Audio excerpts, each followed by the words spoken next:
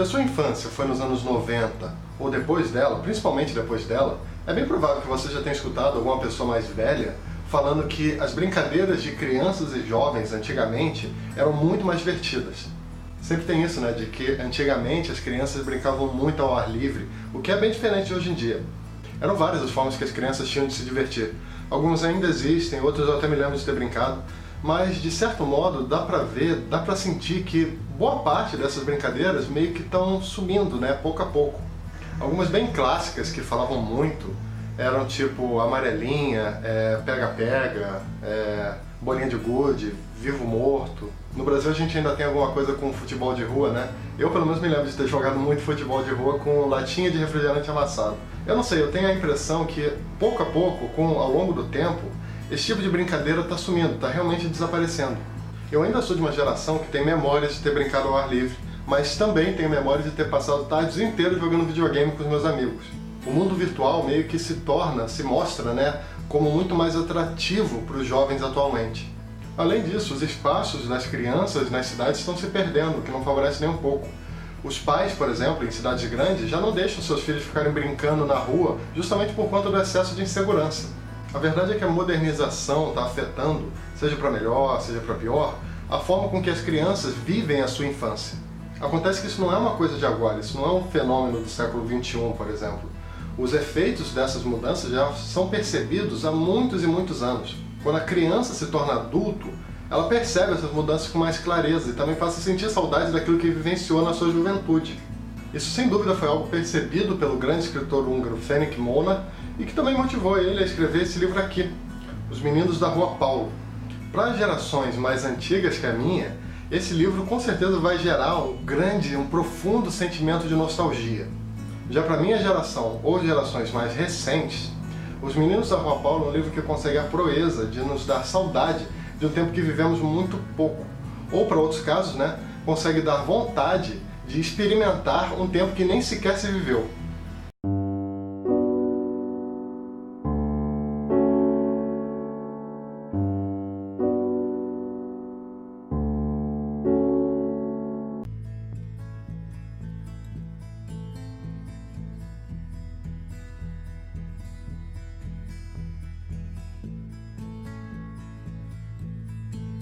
Antes de qualquer coisa, eu quero dizer aqui para tomar muito cuidado com o prefácio desse livro, porque nele tem um tremendo spoiler.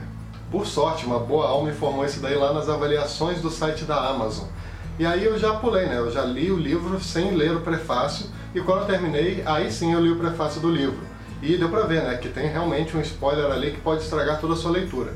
Mas agora, voltando para a resenha, um fato curioso é que o escritor Ferenc Molnár, ele fez muito mais sucesso ao longo da vida graças às suas peças de teatro. Uma delas, chamada Lilium, foi inclusive adaptada para o cinema pelo famoso cineasta Fritz Lang, que é muito conhecido, né, pelo filme Metrópolis. Só que o Ferenc Molnár seria realmente lembrado não pelas suas peças de teatro, mas sim pelo seu livro, né, Os Meninos da Rua Paulo, que é um livro bem pequeno e foi publicado em 1906. O livro conta a história de alguns garotos no final do século XIX. Eram meninos da mesma escola que toda tarde se reuniam num terreno baldio na Rua Paulo, onde eles estabeleciam uma espécie de sociedade. Na visão deles, na verdade, era um império, né? Tinha até bandeira. Eles tinham regras, se inspiravam no mundo dos adultos, criaram até uma hierarquia, né? Tinha o líder, tinha o coronel, o capitão, o soldado raso, cada um com a sua função. Acontece que eles não eram os únicos que faziam isso. Havia no Jardim Botânico de Budapeste uma pequena ilha onde outro grupo de meninos brincava da mesma forma. Só que havia uma diferença fundamental entre esses dois grupos. O terreno baldio da Rua Paulo ele era maior, era mais amplo, o que permitia com que o grupo de lá brincasse de um jogo chamado Pela, que é uma espécie de ancestral do tênis. A ilhazinha do outro grupo não tinha espaço para isso. Logo, a conclusão deles foi muito simples: invadir e tomar o terreno da Rua Paulo. Assim eles poderiam brincar lá. A partir daí que a história fica realmente interessante, com toda a estratégia, além da preocupação e expectativa dos meninos da Rua Paulo, para defender aquele espaço de terra que era tão precioso para eles. É curioso que só agora, sabe, com 27 anos, que eu fui descobrir esse livro aqui. Ele nunca me foi indicado no colégio, nunca sequer teve qualquer comentário sobre ele na minha escola, não me lembro pelo menos. Eu só fui descobrir esse livro graças ao comentário da Laura Soares num outro vídeo que eu fiz chamado Contos Húngaros. Não vai acontecer com absolutamente todo mundo, mas eu acho que esse livro ele cria uma identificação muito grande com o leitor, principalmente porque nos lembramos de parcelas da nossa própria infância. Esse talvez seja o principal fator para o sucesso desse livro, mas com certeza não é o único mérito dele. O livro fala muito sobre valores como amizade, honra, heroísmo, perdão, tudo na perspectiva de crianças que fingiam ser adultos, mas que obviamente não deixavam de ser crianças. Os Meninos da Rua Paulo também é um livro que trabalha de uma forma mais indireta essa questão, de que as cidades estão crescendo, se modernizando e de que o espaço ao ar livre para os jovens se divertirem, fazendo suas atividades, está cada vez mais limitado. Dá para ver claramente no livro que já naquela época as crianças elas não tinham muitos locais para brincar. Então defender o terreno da Rua Paulo para elas, para os meninos ali, era como uma prioridade máxima, sabe? Era quase como uma defesa da própria infância. Desde que eu li o livro que eu citei agora há pouco, o Contos Húngaros, o meu interesse pela literatura da Hungria tem crescido bastante, sabe? E por enquanto eu não tive nenhuma decepção. Os Meninos da Rua Paulo é uma obra super aclamada lá na Hungria. Tanto que até me falaram no Instagram que tem um monumento em homenagem ao livro na cidade de Budapeste. Aí eu fui procurar e achei a imagem desse monumento, que representa uma das cenas do livro, quando os garotos da Rua Paulo, os meninos, estavam brincando de bolinha de gude.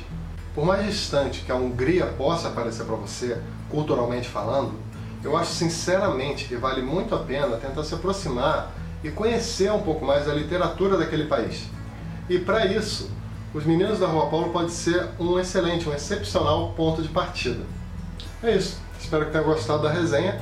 E se você gosta também do conteúdo que eu publico por aqui e tem interesse em ajudar na manutenção do canal, eu vou deixar aqui na descrição o link de algumas lojas virtuais e também links da Amazon, em que basta você clicar nesses links e efetuar qualquer pedido através deles, que o canal recebe uma pequena comissão. E se gostou do vídeo, dá uma curtida, se inscreve também no canal aqui embaixo para ficar sabendo das novidades. Também deixa um comentário falando se você já leu esse livro, se você quer ler, e também compartilha esse vídeo nas redes sociais para os seus amigos. Eu também quero te convidar para visitar o meu blog, o leiaparaviver.com.br, beleza? Então é isso aí, até o próximo vídeo. Tchau!